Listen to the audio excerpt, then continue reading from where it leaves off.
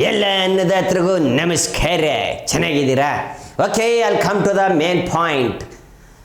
ಪ್ರಧಾನಮಂತ್ರಿ ಮೋದಿಯವರು ಹಾಗೆ ರಷ್ಯಾದ ಪುಟಿನ್ ಇಬ್ಬರು ಸೇರಿ ಈ ದೇಶಕ್ಕೆ, ನಮ್ಮ ದೇಶಕ್ಕೆ ಒಳ್ಳೆ ಆಗುವಂಥ ಒಂದು ಬಿಸ್ನೆಸ್ಸು ಸ್ಟಾರ್ಟ್ ಆಗ್ತಾ ಇದೆ. ಓಕೆನಾ? ಸೊ ಡೀಲಿಂಗ್ ನಡೀತಾ ಇದೆ. ಆ ಡೀಲಿಂಗ್ ಈಗ ಸಕ್ಸಸ್ ಆಯಿತು ಅಂದರೆ 10 ಲಕ್ಷ ಜನಕ್ಕೆ ಕೆಲಸ ಸಿಗುತ್ತೆ ರೀ. ನಮ್ಮ ಭಾರತದಲ್ಲಿ 10 ಲಕ್ಷದ ಜನಕ್ಕೆ ಕೆಲಸ ರೆಡಿ. ಯಾರು ಕೆಲಸಕ್ಕೆ ಒದ್ದಾಡ್ತಾ ಇದ್ದಾರೋ, ಯಾರು ಪಾಪ ಕ್ವಾಲಿಫಿಕೇಷನ್ಗಳು ಮುಗಿಸ್ಕೊಂಡು ಮನೆಯಲ್ಲಿದ್ದಾರೋ ಅಂಥವ್ರಿಗೆಲ್ಲ ಕೆಲಸ ಸಿಗುತ್ತೆ. ಎಸ್, ಇದು ಮೋದಿಯವರು ಹೇಳಿರೋಂಥ ಮಾತು. ರಷ್ಯಾ ಹಾಗೂ ನಮ್ಮ ಭಾರತ ದೇಶ ಎರಡೂ ಸೇರಿ ಒಂದು ಡೀಲಿಂಗ್ ನಡೆಸ್ತಾ ಇದ್ದಾರೆ, ಒಂದು ಬಿಸ್ನೆಸ್ ಡೀಲಿಂಗು, ಒಂದು ದೊಡ್ಡ ಕಂಪನಿನ ಓಪನ್ ಮಾಡಬೇಕು ಅಂತ. 10 ಲಕ್ಷದ ಜನಕ್ಕೆ ಕಣ್ರಪ್ಪ, 10 ಲಕ್ಷದ ಜನಕ್ಕೆ ಕೆಲಸ ಸಿಗುತ್ತೆ. ಓಕೆ ರಪ್ಪ. ಇನ್ನು ನಮ್ಮ ಸಿದ್ದರಾಮಯ್ಯ ಸಾಹೇಬ್ರಿಗೆ, ನಮ್ಮ ಕರ್ನಾಟಕದ CM ಸಿದ್ದರಾಮಯ್ಯ ಸಾಹೇಬ್ರಿಗೆ ಪ್ರಶ್ನೆ ಕೇಳಿದ್ದಕ್ಕೆ ಏನು ಹೇಳಿದ್ರು ಗೊತ್ತಾ? ಸರ್, ಸೀಟಿನ ಗುಡ್ಲಾಟ ನಡೀತಾ ಇತ್ತಲ್ಲ, ಕಿತ್ಲಾಟಗಳು ಹೆಂಗೆ ಏನು ಅಂತ ಕೇಳಿದ್ರು. ಯಾವುದೂ ಇಲ್ಲ, ನಾನೇ 5 ವರ್ಷ ಮುಂದೆ ಹೊರಿತೀನಿ, ಬಡ್ಜೆಟ್ಟು ನಾನೇ ಮಾಡ್ತೀನಿ ಅಂದ್ಬಿಟ್ರು ಕಣಪ್ಪ. ನಿನಗೆ ಯಾಕೆ ಅದೆಲ್ಲ ಅಂತ ಬೇರೆ ಕೇಳ್ಬಿಟ್ರು ಕಣಪ್ಪ. ನಮಗೆ ನಗು ಓದಿದೆ ಕಣಪ್ಪ ಅನ್ಸುತ್ತೆ ಸಿದ್ದರಾಮಯ್ಯ ಸಾಹೇಬ್ರು ಕೊಡೋ ಕೌಂಟ್ರಿಗೆ. ಏಯ್, ನಿನಗೆ ಯಾಕೆ ಯಾವೆಲ್ಲ, ಮುಂದೆ ನಾನೇ ಹೊರಿತೀನಿ, ಬಡ್ಜೆಟ್ಟು ನಾನೇ ಮಾಡ್ತೀನಿ ಅಂದ್ಬಿಟ್ರು ಕಣಪ್ಪ. ನಮ್ಮವ್ರನ್ನ ಹಾಕ್ಬಿಟ್ರು ಕಣಪ್ಪ. ಏನು ಮಾಡ್ತೀರಪ್ಪ, ಹಿಂಗೆ ತಮಾಷೆಗೆ ಇರ್ತಾರೆ. ಆದರೆ ಸಂಕ್ರಾಂತಿಗೆ ಬದಲಾವಣೆ ಇದೆ. DK ಸಾಹೇಬರು ಖಂಡಿತ ಆಗ್ತಾರೆ. ಭವಿಷ್ಯ ನೋಡಿದವರೊಬ್ರು ಗುರು DK ಸಾಹೇಬರು CM ಆಗ್ತಾರೆ. ಸಂಕ್ರಾಂತಿ ದಿವಸ ಒಳ್ಳೆ ಯೋಗ ಶುರು. DK ಸಾಹೇಬ್ರಿಗೆ ಯೋಗ ಶುರು ಆಯಿತು, CM ಯೋಗ ಅಂತೇಳಿ ಹೇಳ್ಬಿಟ್ಟವ್ರಿ. ಈ DK ಸಾಹೇಬ್ರು ಮುಖದಲ್ಲೂ ಲಕ್ಷಣ ಬಂದ್ಬಿಟ್ಟಿದೆ ಕಣಪ್ಪ. ಮಾತು ಕೇಳಿದ ತಕ್ಷಣ ಕೆಲವು ಅಭಿಮಾನಿ ದೇವರುಗಳು ಖುಷಿ ಪಟ್ಬಿಟ್ಟವ್ರೆ.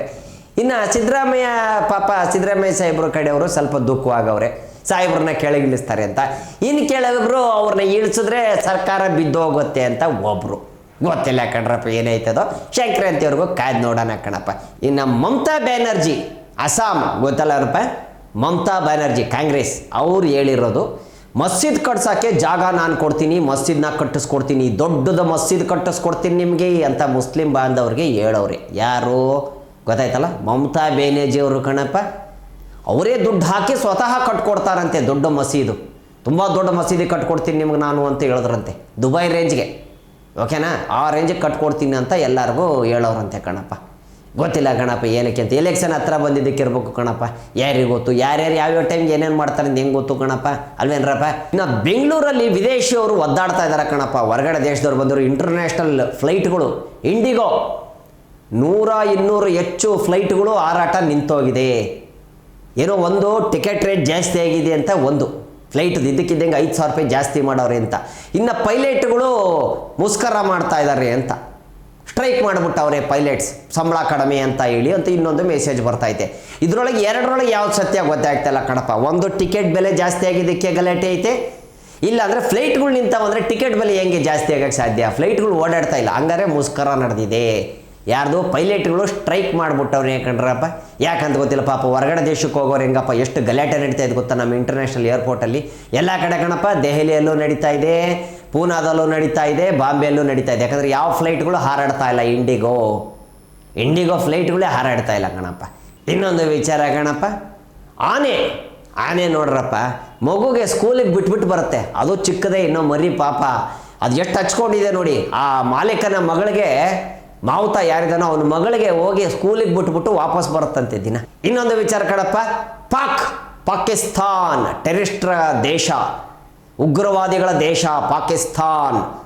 ಅಲ್ಲಿ ಯೋಧರು, ಅಲ್ಲಿನ ಆರ್ಮಿಯವರು 2,000 ಮೇಲೆ ರಿಜೈನ್ ಮಾಡ್ತಾವ್ರೆ ಕೆಲಸ. ಮಿಲ್ಟ್ರಿಯಿಂದನೇ ಮುಕ್ತಿ ಪಡ್ಕೋತಾವ್ರೆ ಕಣ್ರಪ್ಪ. ನಮ್ಗೆ ಆರ್ಮಿ ಬೇಡ, ನಾವು ಇರೋದು ಇಲ್ಲ. ಯಾಕಂದರೆ ಇವ್ರು ಹಿಂಗೆ ಟೆರರಿಸ್ಟ್ಗಳನ್ನ ಕಳಿಸ್ತಾ ಇದ್ರೆ ಎಲ್ಲ ದೇಶದವರು ಅವ್ರ ಮೇಲೆ ಅಟ್ಯಾಕ್ ಮಾಡ್ತಿರ್ತಾರೆ. ಮತ್ತು ಇವ್ರ ಹತ್ರ ಏನು ದುಡ್ಡಿಲ್ಲ, ಬುಲೆಟ್ಗಳಿಲ್ಲ, ಗನ್ಗಳಿಲ್ಲ, ನೆಟ್ಟಿಗೆ ಹಾಕೊಳ್ಳೋಕೆ ಬಟ್ಟೆ ಇಲ್ಲ, ಗೋಧಿ ಹಿಟ್ಟಿಲ್ಲ, ಇನ್ನೇನು ಮಾಡ್ತಾರೆ? ಇವ್ರು ನಂಬ್ಕೊಂಡು ನಾವು ಸತ್ತರೆ ನಾಳೆ ನಮ್ಮ ಹೆಂಡತಿ ಮಕ್ಕಳು ಚೆನ್ನಾಗಿರ್ತಾರಪ್ಪ, ನಮ್ಮ ದೇಶದಿಂದ ಏನೋ ಒಂದು ಅವ್ರಿಗೆ ಸಹಾಯ ಆಗುತ್ತೆ ಪಾಕಿಸ್ತಾನದಿಂದ ಅಂದರೆ ಮಾಡ್ತಾರೆ. ಏನೂ ಸಹಾಯ ಇಲ್ಲ, ದುಡ್ಡು ಇಲ್ಲ, ಅವ್ರಿಗೆ ಏನೂ ಹೋಗೋದಿಲ್ಲ ಅವ್ರು ಸತ್ತ ಮೇಲೆ ಅಂದರೆ ಇವ್ರು ಯಾಕೆ ಅವ್ರ ದೇಶಕ್ಕೋಸ್ಕರ ಕಾಪಾಡ್ತಾರೆ? 2,700 ಜನ ಯಾರೋ ಫುಲ್ಲು ರಿಸೈನ್ ಮಾಡ್ತಾವ್ರಂತೆ ಕಣಪ್ಪ ಕೆಲಸನ. ಮಿಲ್ಟ್ರಿಯಿಂದನೇ ಮುಕ್ತಿ ಪಡಿತಾವ್ರೆ. ಬೇಡ ನಿಮ್ಮ ಪಾಕಿಸ್ತಾನ ಸವಾಸದ ಮಿಲ್ಟ್ರಿ ಸವಾಸ ಅಂತ ಅವರೇ ಬಿಡ್ತಾವ್ರೆ ಕಣಪ್ಪ. ಎದ್ರಕೊಂಡ್ಬಿಟ್ಟವ್ರೆ ಕಣಪ್ಪ. ನಮ್ಮ ಭಾರತ ರಷ್ಯಾ ಜಾಯ್ನ್ ಆದಮೇಲೆ ಇನ್ನು ಚೈನಾ ಬೇರೆ ಫ್ರೆಂಡ್ ಆಗ್ಬಿಡ್ತು ನಮಗೆ. ನೋಡೋರಲ್ಲ ಮೊನ್ನೆ ಜಿರ್ಲೆ ಉಪ್ಪಿನಕಾಯಿ, ಜಿರ್ಲೆ ಕಬಾಬ್ ಎಲ್ಲ ಬಂದ್ಬಿಟ್ಟಿತ್ತು ನಮ್ಮ JKVKಗೆ. ತಿಂಡ್ಲಲ್ಲಿರೋ ಕರ್ನಾಟಕದಲ್ಲಿ ನಮ್ಮ ಬೆಂಗಳೂರು ಹತ್ರ ಇರೋ ತಿಂಡ್ಲು ಒಳಗಡೆ ಬಂದ್ಬಿಟ್ಟಿತ್ತು. ಚೈನಾದವರು ಫ್ರೆಂಡ್ಶಿಪ್ ಮಾಡಿದ್ಮೇಲೆ ಆ ಉಪ್ಪಿನಕಾಯಿ ಎಲ್ಲ ಬರೋಕ್ಕೆ ಶುರು ಆಗ್ತಾವೆ ಕಣಪ್ಪ. ಹುಷಾರಾಗಿರ್ಬೇಕು. ನಮಗೆ ಬೇಡಪ್ಪ, ಚೈನಾದವ್ರು ಸವಾಸ ಮಾಡಲಿ, ಏನು ಬೇಕಾದ್ರೆ ತೊಗೊಳ್ಳಿ, ಬೇಕಾದ್ರೆ ಫ್ರೆಂಡ್ಶಿಪ್ ಒಳಗಡೆ ಏನಾದ್ರು ಬಿಸ್ನೆಸ್ ಮಾಡ್ಕೊಳ್ಳಿ. ನಮಗೆ ಯಾವೇನು ಉಪ್ಪಿನಕಾಯಿ, ಕಪ್ಪೆ ಉಪ್ಪಿನಕಾಯಿ ಎಲ್ಲ ನಮಗೆ ಬೇಡ ಕಂಡ್ರಪ್ಪ. ಒಂದು ಇಂಡಿಗಾ ಫ್ಲೈಟ್ ಏನು ಹೇಳಿದ್ನೋ, ಇಂಡಿಗೋ ಫ್ಲೈಟು ಬೆಲೆ ಎಷ್ಟಾಗಿದೆ ಗೊತ್ತೇನ್ರಪ್ಪ? 20,000 30,000 ರೂಪಾಯಿ ಟಿಕೆಟು 70,000 ಆಗಿದೆ ಒಬ್ಬರಿಗೆ. 70,000 ರೂಪಾಯಿ ಮಾಡಿಬಿಟ್ಟವ್ರಂತೆ ಕಣಪ್ಪ. 25,000 ರೂಪಾಯಿ 30,000 ರೂಪಾಯಿ ಟಿಕೆಟ್ನ 70,000, 40,000 ಒಂದೇ ಸತಿ ಜಾಸ್ತಿ ಮಾಡಿಬಿಟ್ಟವ್ರೆ. ಗಲಾಟೆಗಳು ಶುರು ಆಗ್ಬಿಟ್ಟವೆ ಕಣಪ್ಪ. ಅದೇ ಆಗಿರೋದು ಕಣಪ್ಪ, ಅದೇ ಗಲಾಟೆ ನಡೀತಾ ಇರೋದು. ಇನ್ನೊಂದು ವಿಚಾರ ಕಣಪ್ಪ, ಯತ್ನಾಳ್ ಸಾಹೇಬರು ಹಿಂದೂ ಹುಲಿ. ಹೌದು, ಹಿಂದೂ ಹುಲಿ ಅಂತಲೇ ಕರೆಯೋ ಯತ್ನಾಳ್ ಸಾಹೇಬರು ಹೇಳಿರುವಂಥ ಮಾತು. ಸಿದ್ದರಾಮಯ್ಯ ಸಾಹೇಬರಿಗೆ ಕುಂಕುಮ, ಕೇಸರಿ ಬಣ್ಣ, ಪೇಟ ಸುತ್ತೋದು ಅಂದರೆ ಅಲರ್ಜಿ ಅಂತವ್ರಿಗೆ, ಸಿದ್ದರಾಮಯ್ಯ ಸಾಹೇಬ್ರಿಗೆ. ಯಾಕಂದ್ರೆ ನಾವೇ ನೋಡಿದ್ದೀವಿ ಗಣಪ, ನಾವಲ್ಲಪ್ಪ ಹೇಳ್ತಾ ಇರೋದು, ಕಣ್ಣಾರೆ ನೋಡಿರೋಂಥದ್ದು, ಅವ್ರು ಮಾಡಿರೋಂಥದ್ದು ಎಲ್ಲ ವಿಡಿಯೋಗಳು ವೈರಲ್ ಆಗೋವೆ. ಇದು ಸತ್ಯವಾದ ಮಾತು. ಯಾಕಂದ್ರೆ ನಾವು ಸುಳ್ಳಂತೂ ಹೇಳೋಕ್ಕಾಗಲ್ಲ. ಕುಂಕುಮನೂ ಅಳಿಸ್ತಾರೆ, ಪೇಟ ಸುತ್ತರೆ ಕಿತ್ತು ಬಿಸಾಕ್ತಾರೆ. ಅದೇ ಮುಸ್ಲಿಮ್ನವರು ಏನಾದರೂ ಟೋಪಿ ತಂದು ತಲೆ ಮೇಲೆ ಹಾಕಿದ್ರೆ ನಕ್ಕೊಂಡು ಹಲ್ಲು ಕಿಸ್ಕೊಂಡು ಖುಷಿ ಆಗ್ಬಿಡ್ತಾರೆ ಸಿದ್ದರಾಮಯ್ಯ ಸಾಹೇಬರು ಅಂತ ಯತ್ನಾಳ್ ಸಾಹೇಬರು ಹೇಳಿರೋಂಥದ್ದು. ಇನ್ನೊಂದು ವಿಚಾರ ಕಣಪ್ಪ, ದೇವಸ್ಥಾನದ್ದು, ಹಿಂದೂ ದೇವಸ್ಥಾನ ದುಡ್ಡುಗಳನ್ನ ಉರ್ದು ಸ್ಕೂಲ್ಗಳಿಗೋಸ್ಕರ ಬಳಸ್ತಾ ಇದ್ದಾರೆ ಕಾಂಗ್ರೆಸ್ ಸರ್ಕಾರ. ಎಂಥ ಇದು ನೋಡಿ, ದುರ್ಭಾಗ್ಯ ನಮ್ಮದು ಅಂತ ಹೇಳ್ತಾವ್ರೆ. ಹಿಂದೂಗಳ ದೇವಸ್ಥಾನದ್ದು ಈಗ ಯಾವ ದೇವಸ್ಥಾನದಲ್ಲಿ ದುಡ್ಡು ಕಲೆಕ್ಟ್ ಆಗಿರುತ್ತೋ ಆ ದೇವಸ್ಥಾನಕ್ಕೆ ಬಳಸಬೇಕು. ಈಗ ಈಶ್ವರನ ದೇವಸ್ಥಾನ ಅನ್ಕೊಳ್ಳಿ, ಅಲ್ಲಿ ದುಡ್ಡು ಉಂಡಿ ಒಳಗಡೆ ಬಿದ್ದಿರುತ್ತೆ, ಅದು ಆ ದೇವಸ್ಥಾನಕ್ಕೆ ಬಳಸಬೇಕು. ಬಣ್ಣಕ್ಕೋ ಅಲ್ಲಿ ಏನಾದರೂ ಬೇಕಾದರೆ ಹೂವಕ್ಕೋ ದಿನಕ್ಕೋ ಏನೂ ಬೇಕಾಗಿರುತ್ತೆ, ಅದನ್ನು ಜಾತ್ರೆಗೋ ಏನಕ್ಕೋ ಬಳಸ್ತಾರೆ. ಇವರು ಅದನ್ನು ಬಿಟ್ಬಿಟ್ಟು ಉರ್ದು ಸ್ಕೂಲ್ಗಳಿಗೆ ಮುಸ್ಲಿಮ್ನವ್ರನ್ನ ಉದ್ಧಾರ ಮಾಡ್ತಾವ್ರಿ ಕಾಂಗ್ರೆಸ್ ಸರ್ಕಾರದವರು. ಹಿಂದೂಗಳು ದೇವಸ್ಥಾನಗಳ ದುಡ್ಡು ಮುಸ್ಲಿಮ್ನವರ ಇದಕ್ಕೋಸ್ಕರ, ಶಾಲೆಗಳಿಗೋಸ್ಕರ, ಉರ್ದು ಸ್ಕೂಲ್ಗೋಸ್ಕರ ಬಳಸ್ತಾವ್ರಿ ಅಂತ ಹೇಳ್ಬಿಟ್ಟವ್ರೆ ಕಣಪ್ಪ. ಏನರಪ್ಪ ಇದು ಹಿಂಗಾಗ್ತಾ ಇದೆ. ಆಮೇಲೆ ಇನ್ನು ವಿಜೇಂದ್ರ ಅವ್ರ ಬಗ್ಗೆ ಹೇಳಿದ್ರು ಕಣಪ್ಪ. BJPಯಲ್ಲಿ ವಿಜೇಂದ್ರ ಅವ್ರ ಬಗ್ಗೆ ಹೇಳಿದ್ರು. ಅಲ್ಲಿ ಬರ್ತಾರೆ, ಸಭೆ ನಡೀತಾ ಇರುತ್ತೆ ವಿಧಾನಸೌಧದಲ್ಲಿ, ಅದು ಇದು ಮಾತುಕತೆಗಳು ನಡೀತಾ ಇರ್ತವೆ. ಜಾಸ್ತಿ ಮಾತಾಡಿದ್ರೆ ವಿಜೇಂದ್ರ ಅವರು, DK ಅವರು ಫೈಲ್ ಐತೆ ತೆಗಿಲ್ಲ ಹೊರಗಡೆ ಅಂತಾರೆ. ನಾನು ಹಂಗೆ ಮಾತಾಡ್ತಾ ಇಲ್ಲ ಸಾಹೇಬ್ರೆ, ಚೆನ್ನಾಗಿ ನಡೀತಾ ಇದೆ ನಿಮ್ಮ ಸರ್ಕಾರ, ನೀವು ಸಿದ್ದರಾಮಯ್ಯ ಸಾಹೇಬರು ಚೆನ್ನಾಗಿ ನಡ್ಸ್ಕೊಂಡು ಹೋಗ್ತಾ ಇದ್ದೀರಾ, ಇದು ಚೆನ್ನಾಗಿದೆ ಅಂತ ಹೇಳಕ್ಕೆ ಹೋದಿ ಅಂತಾರಂತೆ, ಎದುರಿಸ್ಬಿಡ್ತಾರಂತೆ. ಅಂದರೆ DK ಶಿವಕುಮಾರ್ ಸಾಹೇಬರು ಫೈಲ್ ತೋರಿಸಿ ಅವ್ರಿಗೆ ಎದುರಿಸ್ತಾವ್ರೆ. ಯಾರಿಗೆ? ಯಡಿಯೂರಪ್ಪ ಅವ್ರ ಮಗನಿಗೆ. ಯಾಕಂದ್ರೆ ಅವ್ರದ್ದು ಏನೋ ಕೇಸ್ಗಳು ಇದಾವಂತೆ ಸುಮಾರು. ಆ ಕೇಸ್ಗಳೆಲ್ಲ DK ಸಾಹೇಬ್ರ ಹತ್ರ ಐತಂತೆ, ಯಡಿಯೂರಪ್ಪ ಅವ್ರದ್ದು ಎಲ್ಲ. ಹಿಂಗಾಗಿ DK ಸಾಹೇಬರು ಎದುರಿಸ್ತಾರೆ ಅಂತ ಯತ್ನಾಳ್ ಸಾಹೇಬ್ರು ಹೇಳಿರೋದು. ನಾನೆಲ್ಲ ಕಣಪ್ಪ, ಕಣ್ಣಿಂದ ನೋಡಿದ್ದು ಕಿವಿಯಿಂದ ಕೇಳಿದ್ದು ಮಾತ್ರ ನಾನು ಹೇಳ್ತಾ ಇರೋದು. ಓಕೆನಾ? ಇದು ಕಣಪ್ಪ ವಿಚಾರ. ಅಂದರೆ DK ಸಾಹೇಬರು ಎದುರಿಸ್ತಾರೆ ವಿಜೇಂದ್ರ ಅವ್ರಿಗೆ. ಬ್ಲ್ಯಾಕ್ ಮೇಲ್ ವಿಜೇಂದ್ರ ಅವ್ರಿಗೆ ಗೊತ್ತಿಲ್ಲ ಕಣ್ರಪ್ಪ, ನಮಗೂ ಗೊತ್ತಿಲ್ಲ. ಇದು ಹೇಳಿರೋದನ್ನು ನಾವು ಕೇಳ್ಬಿಟ್ಟು ಹೇಳ್ತಾ ಇದ್ದೀವಿ. ಇನ್ನು DK ಸಾಹೇಬ್ರನ್ನ ಭೇಟಿಯಾದ ಪ್ರಿಯಾಂಕ್ ಖರ್ಗೆ ಸಾಹೇಬರು DK ಸಾಹೇಬ್ರು ಮನೆಗೆ ಹೋಗಿದ್ದಾರೆ. ಮಾತುಕತೆ, ರಹಸ್ಯ ಮಾತುಕತೆ ಕಣ್ರಪ್ಪ. ಪರ್ಸ್ನಲ್ ಮೀಟಿಂಗ್ ಏನಿರ್ಬೋದು? CM ಬದಲಾವಣೆನಾ? ಏನು ಮಾತುಕತೆ ಬಂದಿರ್ಬೋದಾ? Good news ಬಂದಿರ್ಬೋದಾ? ಗೊತ್ತಿಲ್ಲ ಕಣಪ್ಪ. ಪರ್ಸ್ನಲ್ ಆಗಿ ಭೇಟಿಗೆ ಹೋಗಿದ್ದಾರಂತೆ DK ಸಾಹೇಬ್ರ ಮನೆಗೆ. ಯಾರು? ಪ್ರಿಯಾಂಕ್ ಖರ್ಗೆ ಅವರು. ಇನ್ನು BJPಯವರು ರೈತರ ಜೊತೆ ಹೋರಾಟ, ಅವ್ರ ಜೊತೆ ಅವರ ಬೆಂಬಲಕ್ಕೆ ನಿಂತಿದ್ದಾರೆ BJPಯವರು.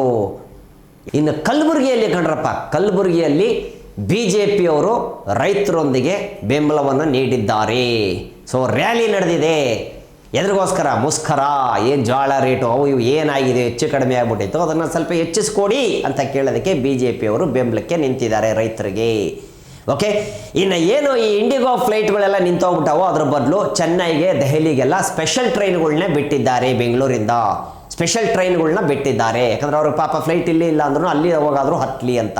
ಓಕೆ. ಇನ್ನು ಯತ್ನಾಳ್ ಸಾಹೇಬ್ರದ್ದು ಕೇಳ್ತಾ ಇರ್ಬೇಕಾ, ಒಂದಿಲ್ಲ ಒಂದು ವಿಚಾರ ಬರ್ತಾವೆ ಇರ್ತವೆ ಕಣಪ್ಪ. ಹಿಂದೂ ಹುಲಿ ಅಂತ ಏನು ಹೇಳ್ತೀವೋ, ಸಿದ್ದರಾಮಯ್ಯ ಸಾಹೇಬರು ವಾಚ್ ಎಲ್ಲಿ ತೊಗೊಂಡ್ರು ಅಂತ ಗೊತ್ತಿಲ್ಲ. DK ಸಾಹೇಬರು ವಾಚ್ ಬೆಲೆ ಗೊತ್ತಾಯ್ತು, 24 ಲಕ್ಷ. ಇನ್ನೂ ಸುಮಾರು ಜನ ಅವರ ಗಣಪ ಇವರಲ್ಲಿ. ಇಬ್ರಾಹಿಂ ಅವ್ರದ್ದೊಂದು ವಾಚಿನ ಬೆಲೆ ಒಂದೊಂದು ಆಯಿತು. ಇನ್ನು ಸುಮಾರು ಜನ ಹೇಳ್ತಾವ್ರು ಅದ್ರದ್ದೆಲ್ಲ ಬಿಲ್ ಐತೆ, ಅದೈತೆ. ಆಮೇಲೆ ಟಿಫನ್ ಇಡ್ಲಿಗಳು ಮನೆಗೆ, ಅವ್ರ ಮನೆಗೆ ಇವ್ರು ಹೋಗು, ಇವ್ರ ಮನೆಗೆ ಅವ್ರಿಗೆ ಇಡ್ಲಿ ತಿನ್ನು, ಚಿಕನ್ ತಿನ್ನು, ಇದೇನ ಇವರೆಲ್ಲ ನಡೆಸ್ತಾ ಇರೋದು ಸರ್ಕಾರ. ವಾಚ್ಗಳು ತೊಗೊಂಡು ಟಿಫನ್ಗಳು ಮಾಡಿಕೊಂಡು ಚಿಕನ್ನು ಮಟನ್ಗಳು ತಿನ್ಕೊಂಡು ಓಡಾಡ್ತಾವ್ರಲ್ಲ, ಇದೇನ ಸರ್ಕಾರ ನಡೆಸ್ತಾ ಇರೋದು? ಇಲ್ಲಿ ರೈತರು ನೋಡಿದ್ರೆ ಮುಸ್ಕರ ಮಾಡ್ತಾವ್ರೆ. ಅವ್ರಿಗೆ ಪಾಪ ಮೇಕೆಜೋಳದ ಬೆಲೆ ಸಿಗ್ತಾ ಇಲ್ಲ ಜೋಳಕ್ಕೆ ಅಂತ ಹೋರಾಡ್ತಾವ್ರೆ. ರೈತರ ಬಗ್ಗೆ ನೋಡೋದು ಬಿಟ್ಬಿಟ್ಟು ಇವ್ರು ಚಿಕನ್ ಇಡ್ಲಿಗಳು ತಿನ್ಕೊಂಡು ವಾಚ್ಗಳು ಕಟ್ಕೊಂಡು ಓಡಾಡ್ತಾವ್ರಿ ಅಂತ ಯತ್ನಾಳ್ ಸಾಹೇಬರು ಹೇಳೋರೆ ಕಣಪ್ಪ. ಇನ್ನು ವಿಜೇಂದ್ರ ಅವರು, ಬಿ ಜೆ ಪಿ ರಾಜ್ಯಾಧ್ಯಕ್ಷರು ವಿಜೇಂದ್ರ ಸಾಹೇಬರು ಹೇಳಿರೋಂಥದ್ದು, ಬೆಳಗಾವಿ ಅಧಿವೇಶನ ಏನು ಈಗ ಚಳಿಗಾಲ ಬೇರೆಗ, ಈ ಒಟ್ಟು ಅದರದ್ದು ಏನಂದರೆ ಒಟ್ಟೊಂದು ರೈತರಿಗೆ ಒಂದು ಪರಿಹಾರ ನೀಡುವಂಥ ಕೆಲಸ ನಾವು ಮಾಡ್ತೇವೆ. ರೈತರಿಗೆ ಏನು ಬೇಕಾಗಿದೆಯೋ, ಅವರು ಅನುಕೂಲಗಳು ಏನೇನು ಬೇಕಾಗಿದೆಯೋ, ಏನೇನು ಬೇಕಂತ ಇದ್ದಾರೋ, ಅವ್ರಿಗೆ ಏನು ಕಷ್ಟ ಇದೆಯೋ, ಮುಸ್ಕಿನ ಜೋಳ ಅದು ಇದು ಏನೂ ಆಗಿರ್ಬೋದು, ಎಲ್ಲ ರೈತರಿಗೆ ಎಲ್ಲ ತುಂಬ ಲಾಸ್ ಆಗ್ತಾಯಿದೆ. ಸೊ ಅದ್ರ ಬಗ್ಗೆನೂ ಒಂದು ವಿಚಾರವನ್ನು ಮಾಡಿದ್ದೀವಿ. ಸೊ ಅದನ್ನು ಮುಂದುವರಿಸಿ ಅದನ್ನು ಯಾವ್ರಿಗವ್ರು ಏನು ಬೆಲೆ ಸಿಗಬೇಕು ಅದೆಲ್ಲ ಮಾಡಿಕೊಡೋಣ ಅಂಥೇಳಿ ಮುಂದೆ ಹೋಗ್ತಾ ಇದ್ದೀವಿ ಬೆಳಗಾವಿಯಲ್ಲಿ ಅಂಥೇಳಿ ಹೇಳಿದರು ಕಣಪ್ಪ ಇವತ್ತು. ಸೊ ಇವತ್ತೆಲ್ಲ ಬೆಳಗಾವಿಯಲ್ಲಿ ನಡೀತಾ ಇದೆ. ಓಕೆ, ಇನ್ನು ಈ ಕಾಂಗ್ರೆಸ್ಸಲ್ಲಿ ಕುರ್ಚಿ ಕಿತ್ಲಾಟ ನಿಲ್ತಾ ಇಲ್ಲ ಕಣಪ್ಪ. ಡಿ ಕೆ ಸಾಹೇಬರು ಬಿಡಲ್ಲ, ಆಮೇಲೆ ಸಿದ್ದರಾಮಯ್ಯ ಸಾಹೇಬರು ಬಿಟ್ಕೊಡಲ್ಲ, ಹಂಗಾಗ್ಬಿಡೋದೆ ಕಣಪ್ಪ. ಈಗ ಇದು ರಾಹುಲ್ ಗಾಂಧಿ ಅವ್ರಿಗೂ ತಲುಪಿಬಿಟ್ಟಿದೆ ಗೊತ್ತಿರೋಂಥ ವಿಚಾರ. ಸೋನಿಯಾ ಗಾಂಧಿ ಮೇಡಮ್ ಅವರು ಮಾತಾಡಿದ್ದಾರೆ, ಎಲ್ಲರಿಗೂ ಅವಕಾಶ ಕೊಡಬೇಕು ಅಂತ ರಾಹುಲ್ ಗಾಂಧಿ ಅವ್ರಿಗೂ ಬುದ್ಧಿ ಮಾತು ಹೇಳಿದರು. ಇನ್ನು ಪ್ರಿಯಾಂಕಾ ಅವ್ರು ಏನು ಮಾಡ್ತಾರೆ ನೋಡಬೇಕು, ಪ್ರಿಯಾಂಕಾ ಗಾಂಧಿ ಅವ್ರು ಏನು ಮಾಡ್ತಾರೆ ನೋಡಬೇಕು ಕಣಪ್ಪ ಅಲ್ವಾ. ಇನ್ನು ನೋಡಬೇಕು ಏನೇನು ಮಾತುಕತೆ ಆಗುತ್ತೆ. ಇನ್ನು ಮಲ್ಲಿಕಾರ್ಜುನ್ ಖರ್ಗೆ ಸಾಹೇಬರು ಕೂಡ ಅವರು ಮಾತಾಡಿದ್ದಾರೆ, ಅವ್ರ ಹತ್ರನೂ ಮಾತು ಹೋಗಿದೆ ಇಲ್ಲಿವರೆಗೂ. ಇದು ಕಿತ್ಲಾಟಗಳು ನಿಲ್ತಾ ಇಲ್ಲ. ಆಮೇಲೆ ಈ ಚೇರು ಬೇಕೇ ಬೇಕು ಅಂತ ಡಿ ಕೆ ಸಾಹೇಬರು ಕೂತ್ಕೊಂಡ್ಬಿಟ್ಟವ್ರೆ. ಇಷ್ಟೈತೆ ಕಣಪ್ಪ. ಇನ್ನು ರಾಹುಲ್ ಗಾಂಧಿ ಅವರು ಹೊರಗಡೆ ದೇಶಕ್ಕೆ ಹೋಗ್ತಾ ಇದ್ದಾರಂತೆ. ಅಷ್ಟರೊಳಗಡೆ ಈ ಚೇರು ಕಿತ್ಲಾಟ ಏನಿದೆಯೋ, ಒಂದು ಚೇರ್ ಕೊಡಬೇಕು, ಇಲ್ಲ ಚೇರ್ನ ಅವ್ರಿಗೆ ಇಟ್ಬಿಟ್ಟು ಹೋಗಬೇಕು. ಅವರು ಬರೋದ್ರಲ್ಲಿ ಇಲ್ಲೇನಾಗುತ್ತೋ ಗೊತ್ತಿಲ್ಲ ಕಣಪ್ಪ. ಸರ್ಕಾರ ಗಿರ್ಕಾರ ಬಿದ್ದೋಗ್ಬಿಟ್ರೆ ಏನು ಮಾಡ್ತೀರಪ್ಪ, ಸಿದ್ದರಾಮಯ್ಯ ಸಾಹೇಬ್ರು ನಿಲ್ಸಿದ್ರಿ ಅಂತ ಅವ್ರಿಗೆ ಟೆನ್ಷನ್ ರಾಹುಲ್ ಗಾಂಧಿ ಅವರಿಗೆ. ಕರೆಕ್ಟ್ ಅಲ್ವಾ? ಇನ್ನು ಇವತ್ತಿನ ಸುದ್ದಿ ಇಷ್ಟೇ ಆಗಿತ್ತು ಕಣಪ್ಪ ಪೊಲಿಟಿಕ್ಸ್ ಮಸಾಲೆ ದೋಸೆಯಲ್ಲಿ. ಇನ್ನು ವಿಚಾರಗಳಿಗೆ ಏನಪ್ಪ ಕಡಿಮೆ ಸಿಗ್ತಾನೆ ಇರ್ತವೆ ಸುದ್ದಿಗಳು, ಮತ್ತೆ ಸುದ್ದಿಗಳನ್ನ ತಗೊಂಬರ್ತೀವಿ. ನಾನು ಕಣ್ಣಿಂದ ನೋಡಿದ್ದು ಕಿವಿಯಿಂದ ಕೇಳಿದ್ದು ಮಾತ್ರ ಹೇಳ್ತೀನಿ ಕಣಪ್ಪ ಪೊಲಿಟಿಕ್ಸ್ ಮಸಾಲೆ ದೋಸೆಯಲ್ಲಿ. ಓಕೆನಾ? ಓಡ್ ಬರ್ಲೇನ್ರಪ್ಪ, ಶೇಮ್ ಬುಲಿಂಗ್ ಬರ್ತೀನಿ ಅನ್ನೋದಾದ್ರೆ ಎಲ್ರಿಗೂ ನನ್ನ ಧನ್ಯವಾದಗಳು ನೋಡಿದ್ದಕ್ಕೆ. ಓಕೆ, ಏಯ್ ಎತ್ಲ ಕಾರಣ ವಿಧಾನಸೌಧಕ್ಕೆ ಹೋಗ್ಬೇಕು. ನಿಮ್ಮೆಲ್ಲರ ಓಟು ಯಾರಿಗೆ? ನಮ್ಮ ಪೊಲಿಟಿಕ್ಸ್ ಮಸಾಲೆ ದೋಸೆಗೆ. ನಿಮ್ಮೆಲ್ಲರ ಓಟು ಯಾರಿಗೆ? ನಮ್ಮ ಪೊಲಿಟಿಕ್ಸ್ ಮಸಾಲೆ ದೋಸೆಗೆ. ಬರ್ತೀನಿ ಗಣಪ, ಶೇಮ್ ಬೌಲಿಂಗ ನಡ್ಲ ಚೇರ್ ಬಿಟ್ಕೊಡ್ತಾರಲ್ಲ ಕೇಳ್ಬೋತೀನಿ ನಾನೇ ಸಿದ್ದರಾಮಯ್ಯ ಸಾಹೇಬ್ರಿಗೆ.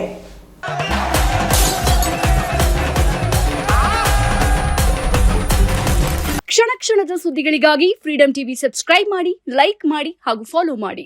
ಹೊಸ ಸುದ್ದಿಗಳ ನೋಟಿಫಿಕೇಶನ್ಗಾಗಿ ಬೆಲ್ ಐಕಾನ್ ಮೇಲೆ ಕ್ಲಿಕ್ ಮಾಡಿ.